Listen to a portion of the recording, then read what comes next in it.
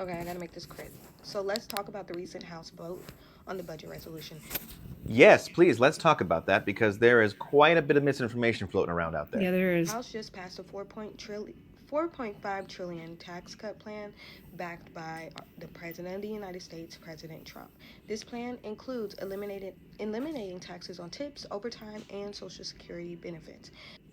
Nope. The plan doesn't include any of those things, actually. And this is exactly what I'm talking about when I say that there's a lot of misinformation floating around out there about what the House actually passed. Yeah. And Brittany, I don't fault you specifically for thinking what you think, because a lot of congressional Republicans were tweeting and posting on various social media the very same things that you're talking about they had to here. retract. And they're just not true. In fact, when they got fact-checked on their social media platforms, they ended up deleting a lot of those posts. So let's actually talk about what reconciliation is, right? And what are the processes and steps to achieve it, which is what the Republicans are trying to do in Congress. To break it down in the simplest of form, a budget reconciliation bill is a bill that is not subject to a filibuster in the Senate. Correct. All it takes to pass a budget reconciliation bill is a simple majority in both chambers, half plus one in the Senate, half plus one in the House of Representatives, right? But way before it gets to a vote on the actual budget reconciliation bill, both chambers have to agree to a budget plan. In fact, Brittany, you even mentioned in the very beginning of your video that what was passed was a budget plan, not a law, not a piece of legislation, a plan, because budget resolutions are not legally binding. So here's the very simplified process of budget reconciliation. We'll take the chronological events of how it's occurring now. For example, the House passes a budget plan. This is the outline, this is the goal, this is where the bottom numbers we want to get to. Fine? That passes, goes to the Senate. The Senate must agree to and vote on and pass an identical budget plan.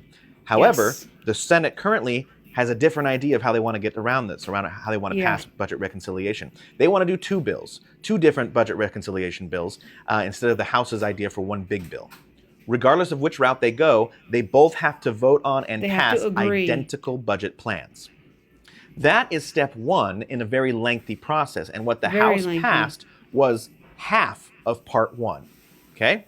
Correct. After those two identical plans are voted on and passed in both chambers, then the committees break off and they start writing their budget proposals on how to get to that bottom number, right? So they say, we want to cut this much money in expenditure and we want 800 billion of it to come from energy and commerce, right? So those two committees will have to write a budget proposal to get to that number that was spelled out in the budget plan. Takes forever. Then, once again, both chambers will have to vote on their individual committee budgets, right?